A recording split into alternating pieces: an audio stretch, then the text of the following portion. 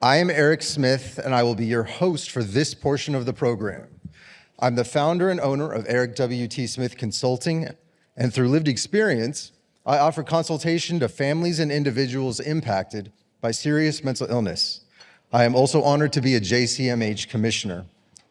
Our next session is titled Long-Term Brain Health of Children, Instilling a Growth Mindset in Individuals and Communities. By using mental health treatment and resources as a protective factor, practitioners can proactively address the mental health of children who find themselves in high-risk situations. This session emphasizes the importance of nurturing resilience and adaptability to address symptoms of grief and trauma before negative behaviors lead children to become involved in the criminal justice system. Dr. Julie Kaplow is the Executive Vice President for Trauma and Grief Programs and Policy and Executive Director at the Trauma and Grief Center at the Hackett Center for Mental Health. Yolanda Lewis is the Executive Vice President for Justice and Health and Executive Director at the Meadows Mental Health Policy Institute Center for Justice and Health. Welcome, Dr. Kaplow and Ms. Lewis. Thank you. Well, good afternoon, everyone. It's such a pleasure to be here. Eric, thank you for the introduction. And thank you to JSMH for having us. It's an honor to be able to be here and present and to be among friends and colleagues. Julie and I'm going to call her Julie. She is Dr. Kaplow to you. But Julie and I are really excited to be able to share and talk about this issue. We run what we call Centers of Excellence at the Meadows Institute, and we've joined forces around the issue of that affects a lot of our children, not only in Texas, but beyond Texas.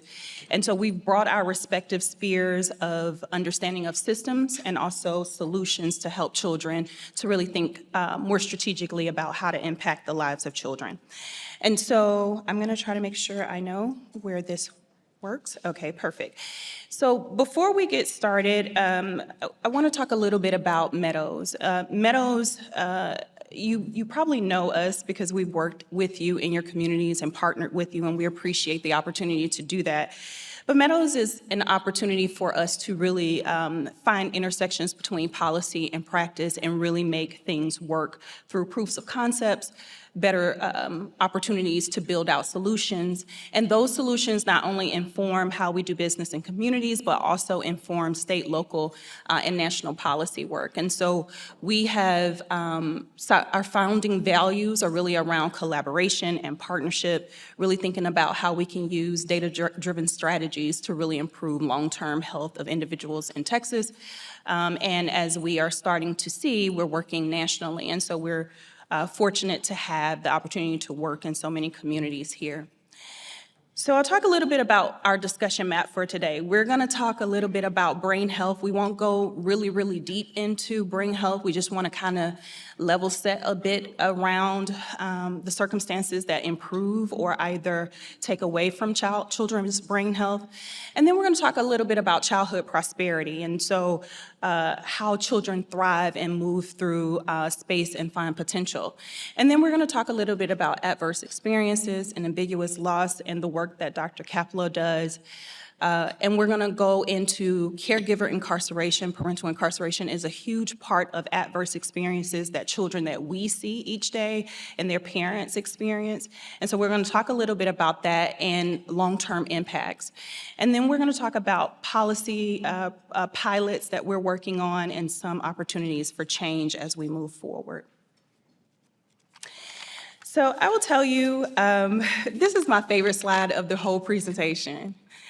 Hopefully you're smiling when you see this. I do see smiles. And so I know you get that same feeling that I do whenever you see this presentation. You know, whether we are looking into the eyes or gazing at our own children or other people's children, there is this thing that happens to you when you see kids, right?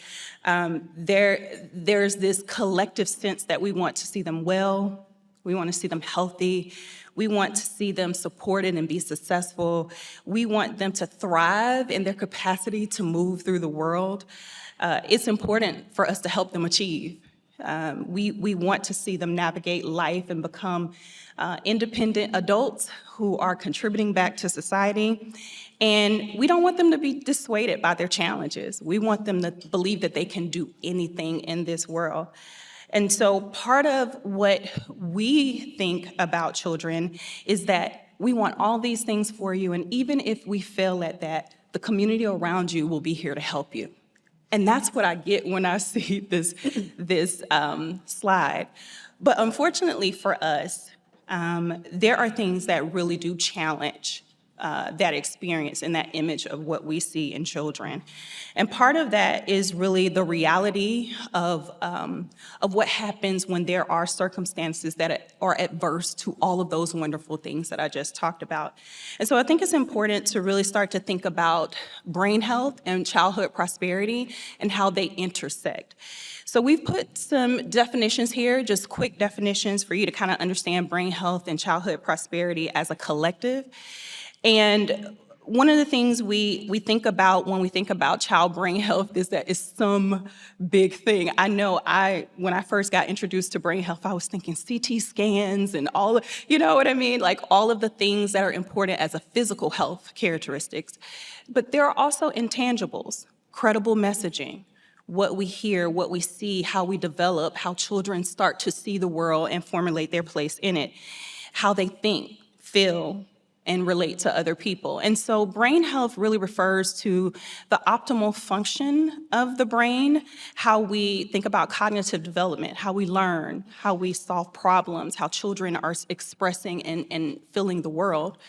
Their brain plasticity, their ability to adapt to different circumstances that are happening to them as they grow. And then, of course, we have kind of the neurotransmitter balance, their ability to control their emotions and control their behavior as they're kind of growing into these experiences. Now, the thing that I like most is that it is a direct connection to childhood prosperity, which we're talking about when we think about childhood prosperity is a child's ability to just thrive and do well and meet their full potential. And so I want you to think about it as we go forward is that if one thing is challenged, the other will suffer. So if you're challenged in having the ability to learn and you have delays in your development, it's going to affect your experience and your ability to be prosperous, not only in childhood, but even in adulthood. And I want to just kind of talk about child brain health for a second and share my own story for a second. You know, I'm a result of good, credible messaging. I sit before you, I grew up in Alabama in a very rural environment. If you know anything about Alabama, there's an area called the Black Belt. And that area is consistently known as one of the lowest ranking places where there's low income. There's also challenges to life expectancy. There are challenges to workforce and all of these things. And I'm here because I had credible cultivation of messaging, which I didn't know was part of my brain health. And so the messaging and what we establish with children as they're growing really do carry through to their life, in their life. So part of what we want you to kind of think about in this life cycle is that a child's lifelong experiences really do affect them at a very early age, starting from birth to age 5. And so what we very often see is that during this time when the development is challenged, whether the caregiver as a parental asset is not there, you start to see growth delays, cognitive delays, and even disruptions to how they experience the world. And as they grow a little bit more, you start to see physical health conditions, asthma, infection, things that really start to emerge as kind of disparities around their health experience in general. And then as they grow into adulthood and teenage years, it really follows them. And this is important because the NIH has released data that says that 50% of mental health disorders are developed before age 14.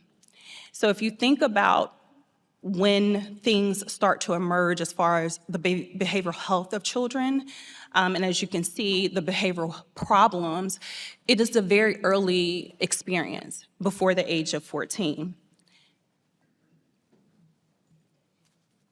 And as we're thinking about the intersection of brain health and child prosperity more largely, I think it's important to note that these early experiences really challenges full potential, and we'll talk a little bit about this even as adults in employment. One of the biggest risk factors for adult unemployment is one adverse experience, parental incarceration, that we'll talk a little bit about in their adulthood. It carries over into adulthood. We will talk a little bit today about the intergenerational trauma and challenges that really kind of keep kids from having a good sense of adaptability. And part of this is we're going to center on parental incarceration because it's an adverse experience that happens with populations we serve. But what we know is that it can be first, second, third, fourth, and fifth generations experiencing this. So imagine one family experiencing 5 generations of an adverse experience. That really does challenge their ability to adapt to new circumstances in the world. And there is credible studies that show us that childhood adversity is one of the things that we really need to learn to set up interventions for. So part of our discussion today is going to really center on understanding what adverse trauma looks like, how that applies to the intergenerational framework, and then we'll get a little bit deeper into parental incarceration so that you understand how big this issue is, almost as a silent health crisis that we haven't really addressed with some of our children in and out of the system. Okay. Before I launch into this part, I just want to tell you a little bit about what we do at the Trauma and Grief Center that's part of the Meadows Mental Health Policy Institute. So the Trauma and Grief Center really has 3 main pillars. And the first is that we develop interventions for kids who've experienced any form of trauma or the loss of a loved one. We also, we also do training in the community. So we train individuals who are encountering kids who've experienced trauma and loss to ensure that they know how to best support them. And then finally, we do research. Looking at the long-term impact of trauma and loss on children, as well as the effectiveness of the interventions that we use. And so the reason I'm so excited to be partnering with Yolanda is that we're really looking at this more downstream. She's looking at these issues more upstream, and together we feel, like we really have pieces of the puzzle that we can bring together to create some unique ideas that we're very excited to share with you today. So we know that there are different types of traumatic events that kids can experience. We know that some of them are acute, meaning that hopefully they only happen once in a lifetime. And some of them are ongoing and chronic. And one of those that we're going to hone in on today is parental incarceration. We also know that about 2/3 of U.S. children will experience some form of trauma before they turn 16, and for that reason, we know that this is a huge public health issue. And we also know that there are some very significant long-term consequences of childhood trauma if left unaddressed. So as Yolanda stated before, there are unemployment issues, but even beyond that, kids can have smaller brain volumes when they experience ongoing trauma. They are more at risk for depression, suicide, problems with peers, substance abuse, criminal and violent behavior, as well as the intergenerational transmission of trauma. And in fact, our society's most significant problems, and that includes sex trafficking, domestic violence, community violence, mass shootings, from our perspective, stem from unresolved childhood trauma. And so if we can intervene with these kids as quickly as possible after the event takes place and make sure that they get the treatment they need, we can help not just at the individual level, but also at the societal level. And so you might be asking, why are we focused on bereavement? For example, why are we calling ourselves the Trauma and Grief Center? And the reason for that is because bereavement is actually the most frequently reported type of trauma in clinic-referred youth, as well as the most common form of trauma worldwide. And this is even more so the case because of the pandemic and ongoing violence. It is also the most distressing form of trauma among youth and adults in the general population. So, for example, if you were to ask anybody, what is the hardest thing that's ever happened to you, the vast majority would say it was the death of my mother, my brother, my sister. It's also the strongest predictor of poor school outcomes above and beyond any other form of trauma. This was a study we conducted a few years ago where we looked at about 10,000 students across the country and found that the sudden death of a loved one was the strongest predictor of poor school grades, school dropout, school truancy, lack of school connectedness, problems learning, above and beyond sexual abuse, physical abuse, witnessing domestic violence. So this is another reason why we are so dedicated to ensuring that schools and school counselors are equipped to be able to identify bereaved youth as quickly as possible.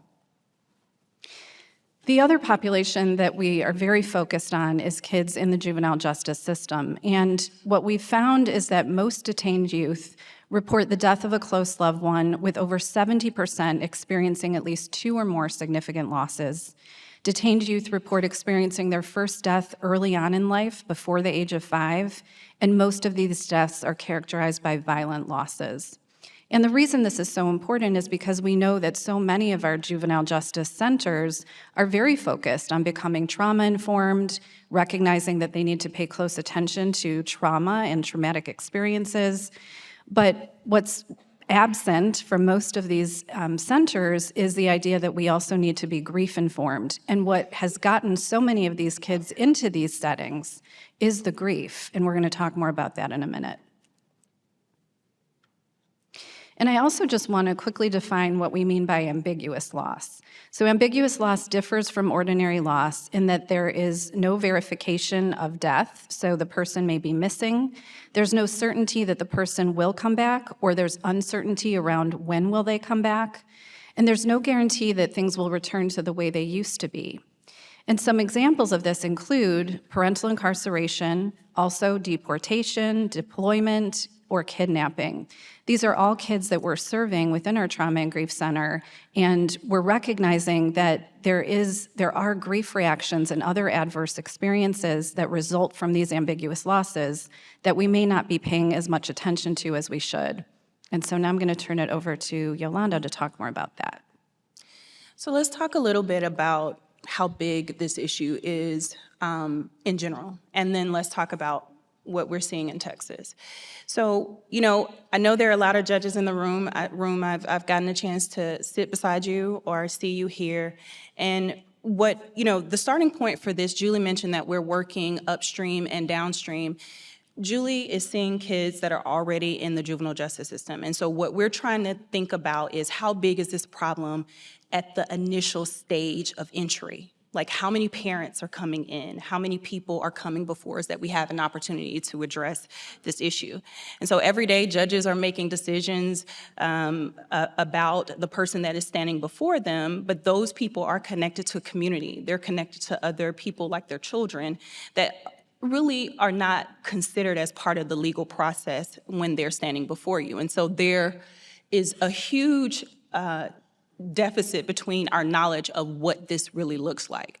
But what it looks like for us actually is that 4 in 10 children in America are growing up in households where their parent or co-residing adult has had interactions with the justice system. Either they have been to prison, they have a felony, or they have at least been arrested and integrated into kind of our formal justice infrastructure.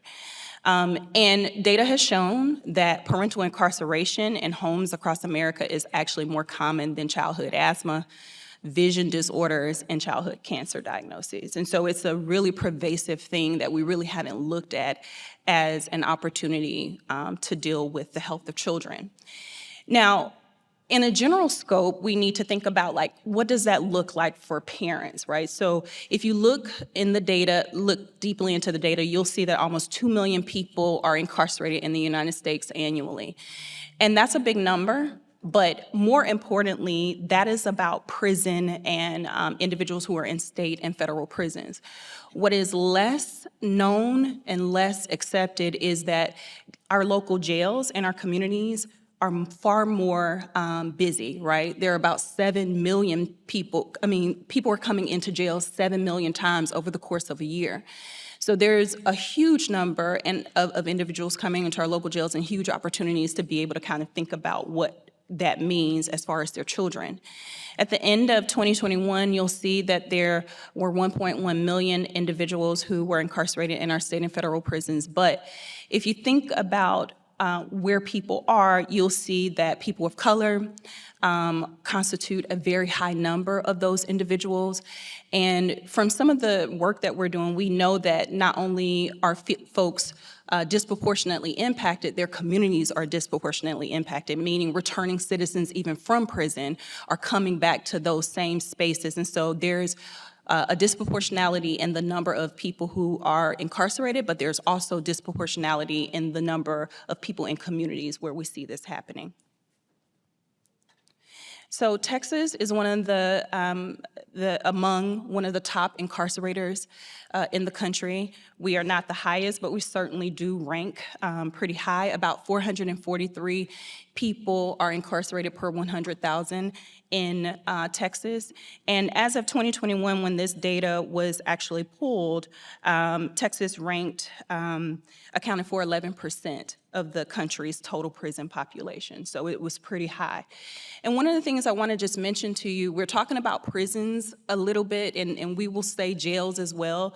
But the truth of the matter is that there's not a lot of data around what happens at a local jail. There's no real tracking that's happening on the pretrial intake sheets always that a person has a child. And so part of this is really thinking about where data exists. And so we'll talk a little bit about that at the prison level, because the federal government has done at least one study to determine how many people are affected here. And one thing I do want to mention, I didn't mention this on a previous slide, when we say incarceration and prison and all of these things, I do want to mention to you that it's not always the worst of the worst. And I know I'm speaking to a crowd of people who believe in second chances and opportunities to help people, but if the National Center released data about the number of cases in state courts and what those look like. And although there are about 100 million cases that are handled in our state courts over the course of the year, 76% of them are misdemeanors. And so we use this word incarceration, but I want you to kind of move past that. We're not always talking about the worst of the worst and people that we are wanting to put away forever. Uh-oh. Let's see if I can go back. There we go. So why should we care? So the study that I just mentioned by the Bureau of Justice Statistics, there was only one that was done in 2016, and what it showed is that 58% of women and 46% of men who are in state prisons have a biological or adopted child that they are caring for. If we really kind of extrapolate that number out to the point where we're looking at population, that means a minimum on an annual basis, according to this study, there's about over 500,000 children who have parents that are incarcerated in the United States. And as you see, more than 60,000 of those are in Texas alone. And that's based on the numbers from that data. I know many of you are probably familiar with the Annie E. Casey Foundation that really works on making children's lives count and doing a lot of research around this area. And so they have estimated that 5% of Texas children lived within a home where a guardian or a parent has been incarcerated or served time. And for Texans that are African American, those children, about 9% of those homes have parents who have been to jail or to prison. So let's look at our juvenile justice profile. So recently, based on some of the work that we've been able to do, we've been able to get some data that is central to Texas. And what you'll see if we benchmarked, and this is how we've been able to confirm that these numbers are pretty real, right? They're not abstract numbers. So when you couple the data from BJS and you couple the data that we now have and are able to see from the Texas Department of Criminal Justice, there is a real huge number, over 60,000 as we mentioned before, of children who are actually experiencing this in the juvenile justice system. So in 2023, 68% of the youth that were admitted to the Texas Juvenile Justice Department noted they had a parent who had been a household member that had been incarcerated. And so if you're thinking about all of these numbers that we're putting together, here are the trend lines that I want you to kind of experience. I don't want to read all of this. I want to talk to you about the trend lines. The trend lines are that 50% of adults in our jails have at least one minor child. If you look at this data on the screen, you'll see that 50% of the children, according to DJJ, have declared that they have a parent who is incarcerated or have been incarcerated. The numbers are lining up as far as households. If you look at the data, you'll see that more than 50% of the children here were admitted with mental health and substance abuse needs. If you work in local jurisdictions, you know that over 50% of the people who are coming into jails every day have mental health and substance abuse concerns. And that's conservatively. And then I think it's important to note here that from some data, we've shown that the kids that have the most challenging experiences when parental incarceration is a part of their journey is kids from 5th grade to 10th grade. And this is age 10 to 16, okay? So what a time to be alive, right? You remember 10 to 16. But for these children, it's more difficult, and if you look at the data for the Texas Department of Public Safety, you'll see that the vast number of children who are arrested are under age 16 and younger. So the trend lines kind of give us a sense of where we should be targeting our energy, where we should be targeting resources, and how we should be thinking about protocols to change the dynamics for these children. The final thing I'll leave you with before I turn things back over to Dr. Kaplow is that having a parent who is incarcerated is a significant risk factor for children going to prison. There is a study that showed that 33% of all prison inmates have already had a parent that was incarcerated. So if you're thinking about a risk factor, this is it. And 67% of parents are actually parenting behind bars. That means they're still trying to have a connection with the children that are not a part of that, are not incarcerated. And they could be with grandmother, they could be with aunt, they could be in the child foster care system. So that it doesn't necessarily mean that they are in a safe environment. Dr. Connie Almeida, our colleague, is working, I think she told us yesterday about a program that she has called Always Parenting. And so the idea that not only these individuals have been removed from their children, but some individuals are still trying to parent behind bars, and we already know that that is not an easy situation. It's a difficult circumstance. So I just wanted to kind of manage this expectation that there is a risk factor whenever people go, they're incarcerated, and there's also parents that are still trying to parent from behind bars. Okay, so what I'd like to do now is talk a little bit about what we believe is happening with so many of these children. And the reason I say it that way is because while there has been a lot of research looking at the negative ramifications of bereavement on children, there has been far less research looking at ambiguous loss and its impact on kids.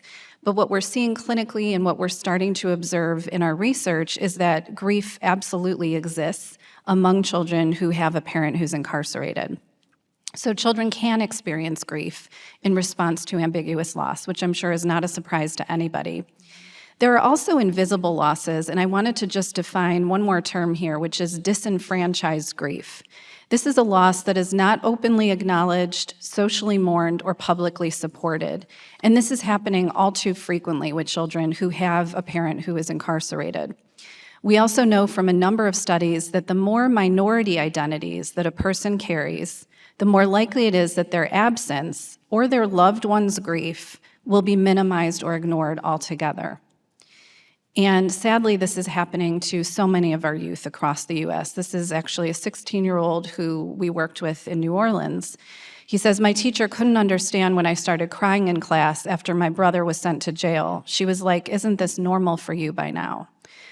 A number of his family members had been incarcerated. Now, the message there is obviously one we don't want to permeate, which is, or perpetuate, that somehow he's not allowed to grieve, that, this is just a normal way of life, so therefore he should not be grieving. And we know that is obviously not the case. And so we really want to help to raise awareness around this issue and recognize that the grief is real for these kids. I also want to talk about a theory of grief that my colleagues and I have been working on for the last couple decades. And we're starting to see that, not only is this sort of true to form in terms of what we're seeing clinically, but it's also bearing out in the research that we're doing. So the idea here is that children's grief is multidimensional, meaning that there are 3 primary grief-related challenges that kids most often experience. And the first is separation distress. This is yearning and longing for the person who died. The second is existential or identity distress. This is feeling lost without the person, or how am I going to get through life without the person here?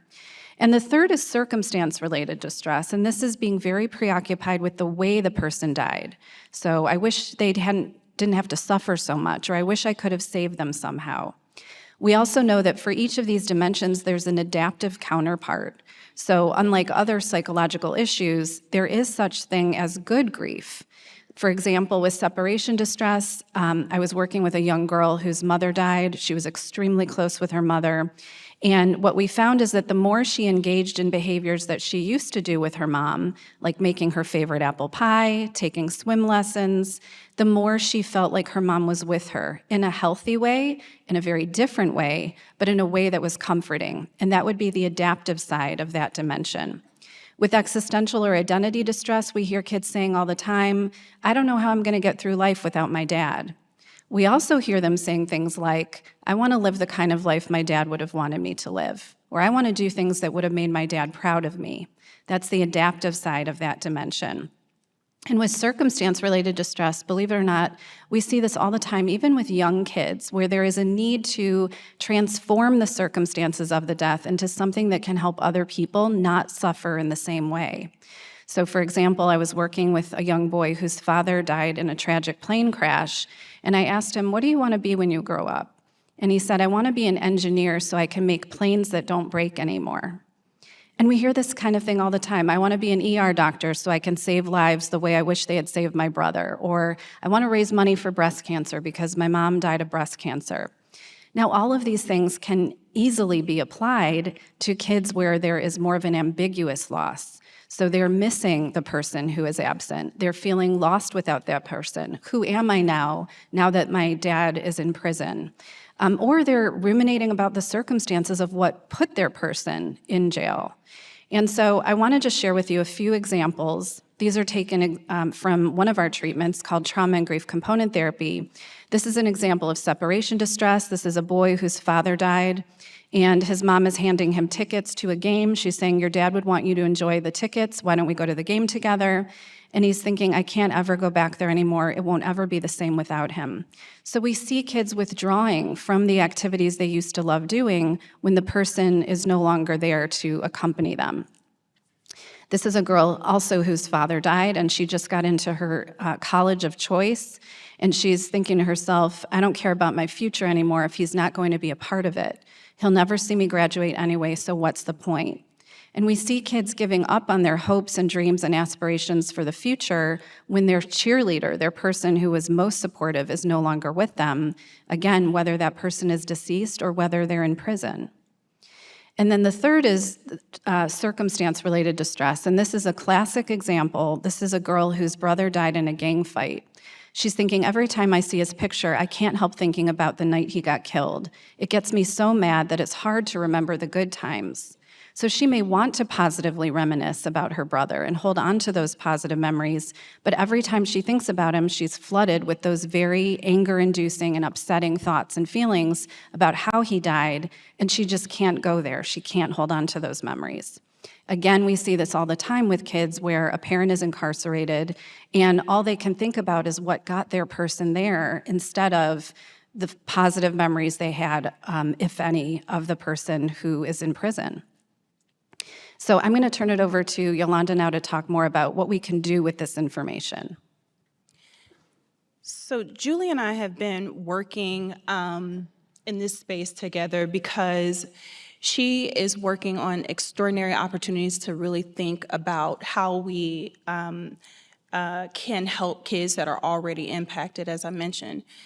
But one of the things we really want to do, my former background, I have over 20 years of experience as a trial court administrator. So I'm a systems person trying to make things work well for courts. And so part of what we're thinking about is there should be a no wrong door approach to this. So it shouldn't just be when kids come into the juvenile justice setting that they start to receive their care. What if we could say, you don't have to come to JJ. You don't have to be a part of the system in order to get the help that you need? What if we're just able to reach into the community and help kids that might be doing fairly well with their grandparents or auntie? They still need a little help. So how do we do that? And part of the things that we've started to think about is how can we do that with courts? What are the opportunities for intervention and intersection that we can make real? And so part of this is really thinking about where is the data. Now, we started with a lot of data, and we've gone through a lot of data, but that's piecemeal. That's not necessarily something that is central and institutionalized in our courts. For instance, how many of the jurisdictions capture at intake, in your jurisdictions, capture at intake individuals who are defendants that have minor children? Raise your hand. There's one. There's still one. This is not a data point that we have seen that is available and captured. And so one of the big pieces for courts to be able to start thinking about this is how can you make good decisions about response protocols if you don't have the data? So is there an opportunity for us to think about analyzing how many parents are actually coming into our space and then being able to drive policy development as well as resource allocation to be able to respond well?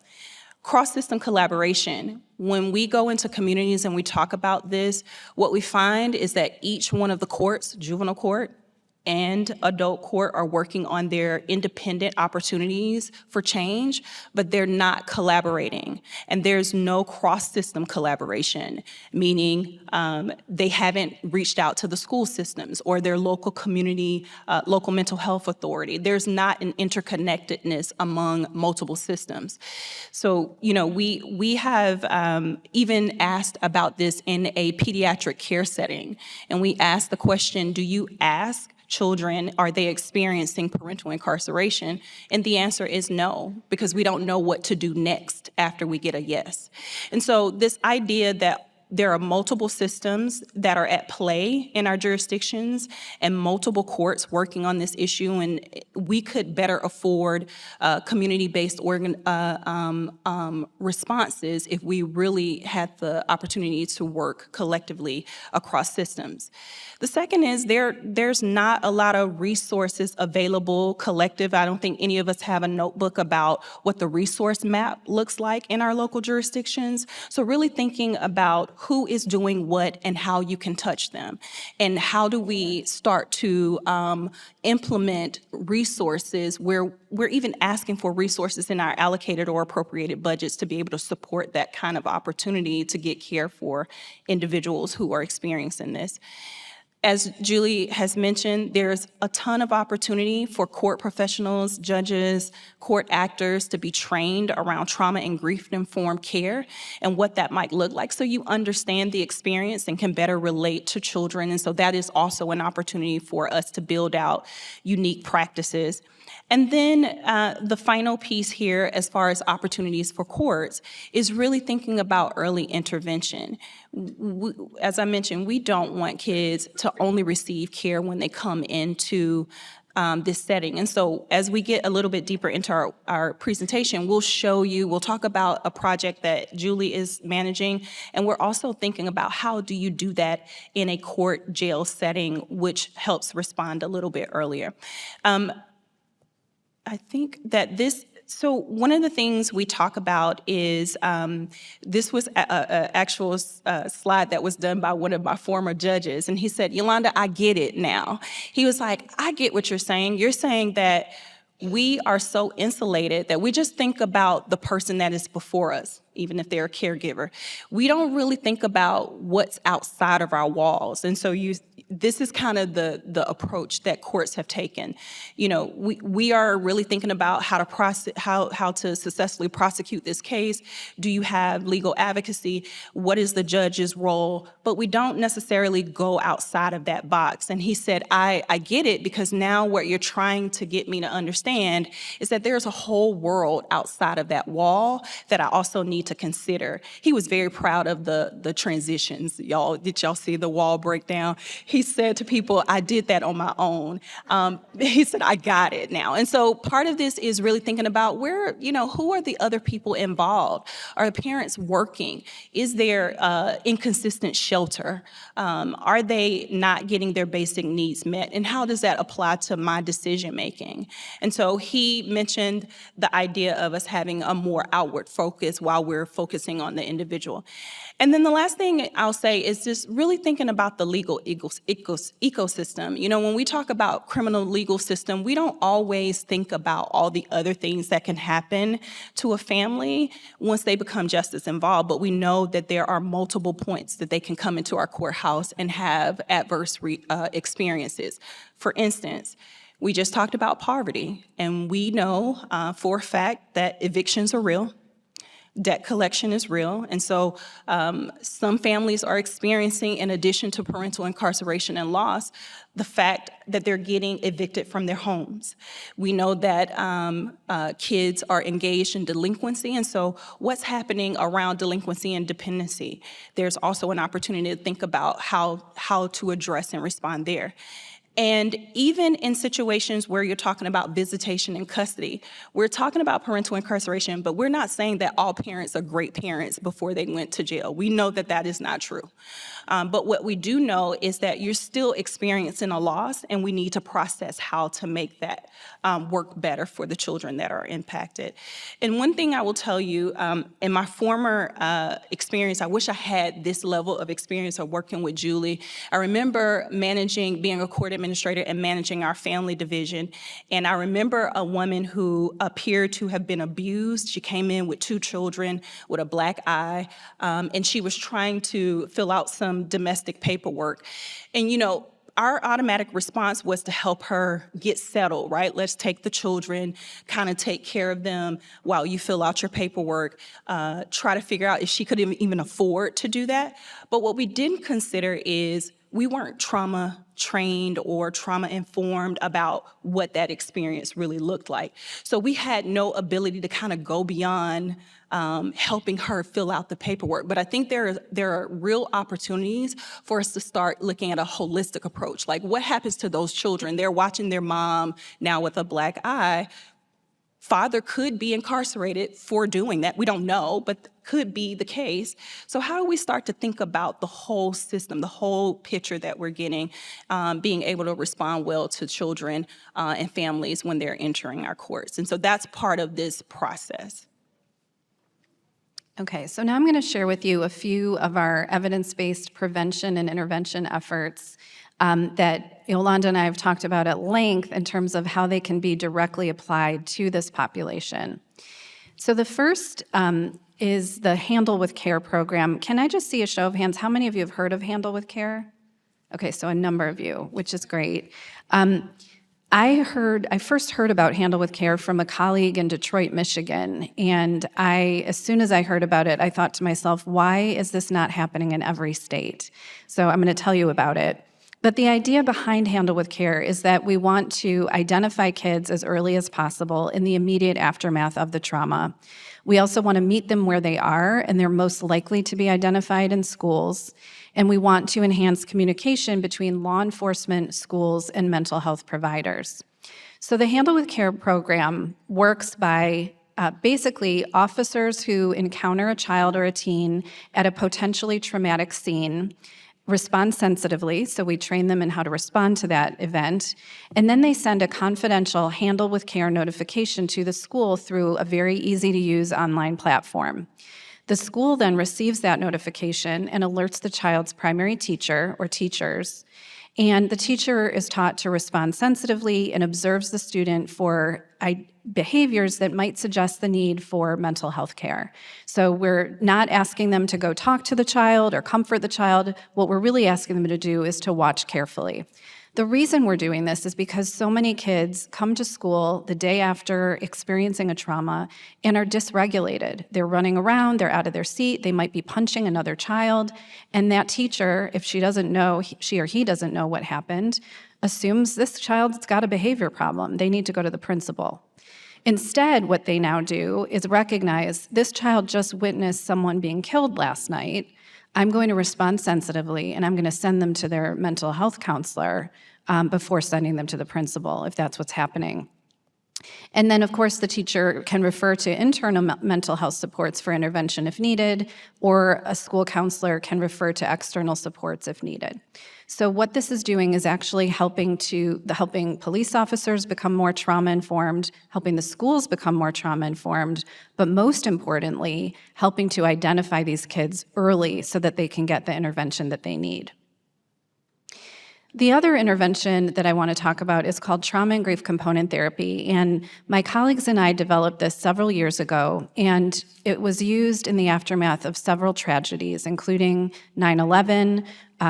In Texas, it was used after Hurricane Harvey. We disseminated this throughout the Santa Fe Independent School District after the Santa Fe school shooting, and then more recently through Uvalde after the Robb Elementary School shooting. It's also been used in settings where there are high levels of community violence and in juvenile justice settings. And the reason for that is because it's ideally suited for kids who experience both trauma and loss. So you'll see here that there are two separate modules. One is for trauma processing and one is for grief processing. Most of the evidence-based trauma treatments out there lump bereavement and grief under trauma, and there is no dedicated module focusing on grief.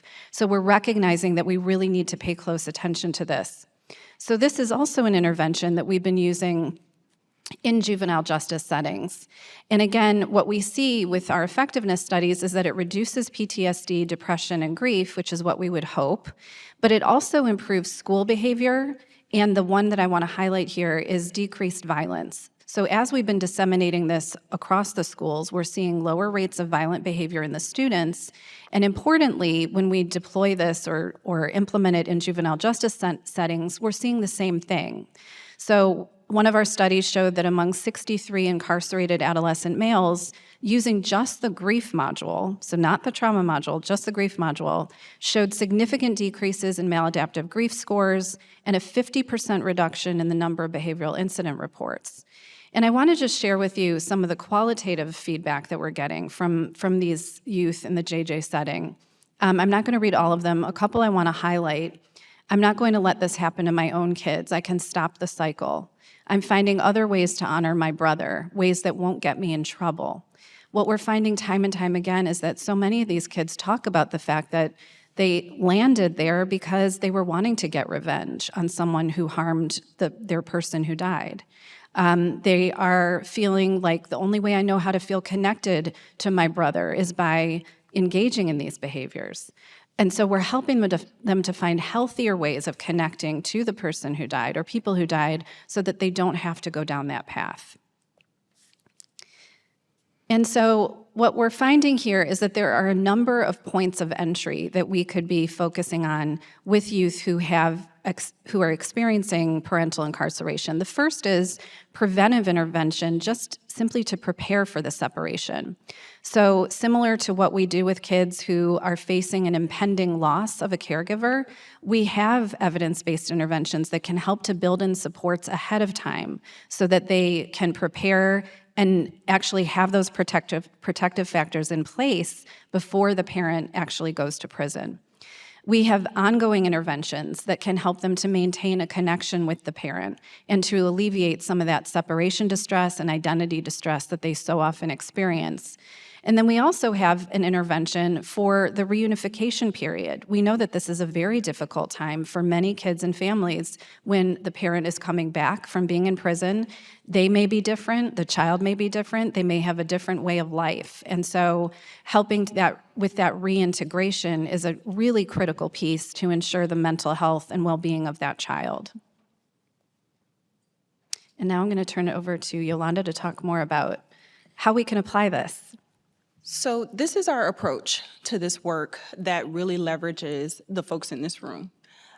We know that there isn't a lot of coordinated approaches that we can just kind of pick from, but there are solutions like Julie just mentioned that are available to us. And so this is how we've been thinking about this approach. We're not even calling it parental incarceration. We shared a little bit under the hood with you, but we call it childhood prosperity because even beyond all of the circumstances they experience, we want them to be healthy, well, and thrive. And so we want, when people hear about that, whether we're asking you for funding or we're asking to implement new strategies in your jurisdictions, we want you to think of we're trying to help kids have a prosperous life. So this focus and this approach across our organization, our two centers, but also other folks in our organization has a few different characteristics. One, we're focused on the judicial system. We want to be able to help courts and the judicial partners and adjacent agencies really focus on how to identify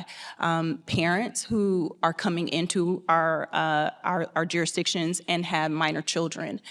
We know that data does not exist right now, and so we're focused on being able to leverage that.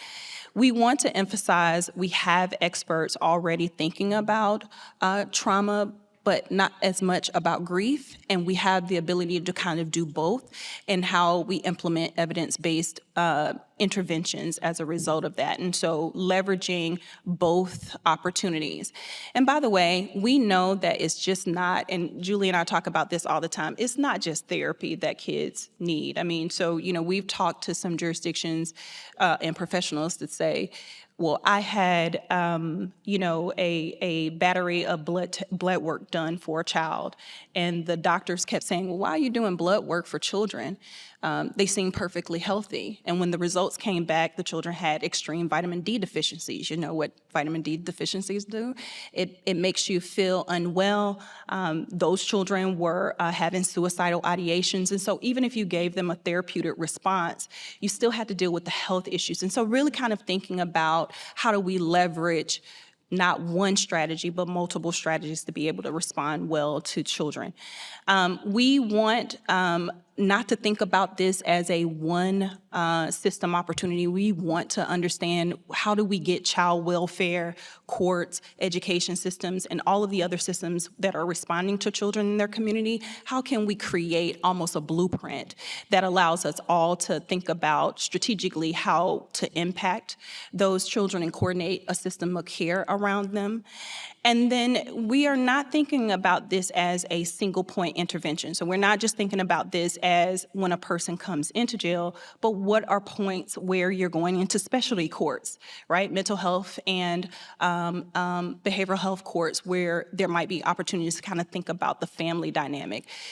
Where there are opportunities before sentencing, we can think about interventions. And then finally, we know that none of this happens without non-adversarial advocacy. So our public defenders, our pretrial infrastructures are very important to being able to understand how to get non-adversarial responses in place for and interventions in place. Here's an example of a private, I guess you call it public-private partnership that we are working on in one jurisdiction. We have engaged a Chamber of Commerce to say, these are kids that are experiencing this now, but in 5 years, 6 years, they'll be part of your workforce or not. And we know that workforce being able to attract good talent is important to chambers of commerce and the business community. So we've not only taken this childhood prosperity argument about a health issue, but we're now trying to define this as an economic issue. So when you have individuals who are not experiencing high levels of poverty, they're staying in school, they're able to attain their educational goals, and they're able to integrate into the workforce, that is good for the jurisdiction or the city or environment that they're living in. And so part of what we've been able to do as we're cultivating this private-public partnership is actually have the Chamber of Commerce convene all of these systems actors, courts, the education infrastructure, law enforcement, and others to the table to start thinking and talking about how do we deal with parental incarceration and how is it going to look as an economic driver for us in our jurisdiction. And that is the opportunity for the chamber, who might have additional funding that we may not have a federal grant, but we're using the chamber to act as the convening party because now they're interested in understand how much of a health issue this is. And so as we're thinking about and closing out, one last thing. So Julie is talking about Handle with Care. It is an amazing opportunity. What we are working on now is, can we build a Handle with Care for the court space? So think about this. She's talking about when law enforcement shows up at a house and a person might be arrested. Well, they're not always arrested in the presence of their child. So if they have a warrant and they're driving and they're arrested, they're going to come into the jail. And this is the no wrong door approach. So can we do Handle with Care even if they're coming in and they weren't arrested in front of their children? So thinking about opportunities to intervene is very important. So we'll have more about what an expanded Handle with Care will look like in Texas. And here are our final thoughts. We believe that courts can champion. I think it was a judge that we heard yesterday in one of our commission meetings that said, when judges tell people to show up, they show up because they're scared not to. And so this is an opportunity for us to call to action individuals to really start to think about this issue strategically. And we think courts can really be a lever in that. Recently, we did a op-ed around, you don't have to start big. You can just think about, how do you track this? How do you get people trained?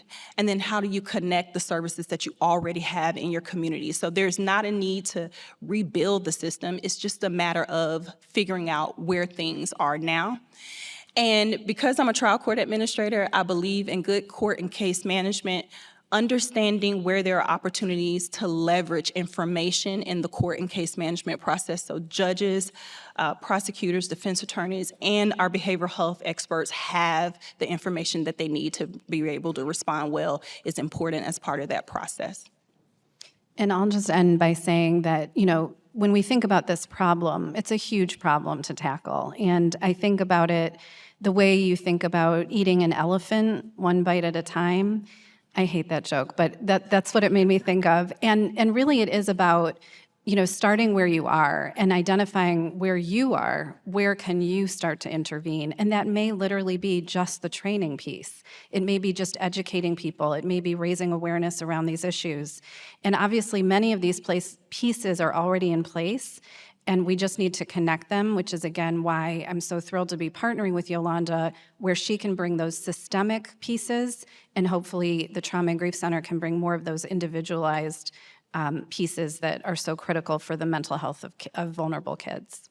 So this is your call to action. We hope that we've been able to share some information with you that's helpful. And we hope that you are able to go back to your jurisdictions and really think about how to put some of these pieces together. Julie and I will be around. I think we have 2 minutes left. We're happy to take questions, or we're happy to kind of stay around and answer any questions you may have. But thank you so much for your time, and thank you for letting us present to you.